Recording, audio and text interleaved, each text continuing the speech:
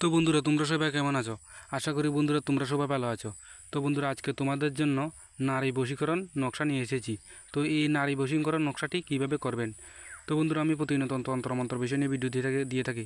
তো এমন সব ভিডিও যদি তোমাদের শেখানোর ইচ্ছা থাকে, তোমরা চ্যানেলটি সাবস্ক্রাইব করো।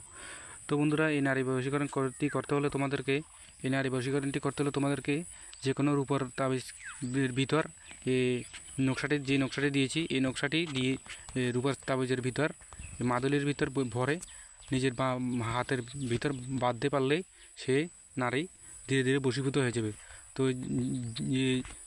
যে মাঝখানে যে জায়গাটি দেখতে পাচ্ছেন, সেখানে সেই নারীর নাম লিখতে হবে। তো এই এমনিটি করতে পারলে সে নারী আপনার ধীরে ধীরে বশীভূত হয়ে যাবে।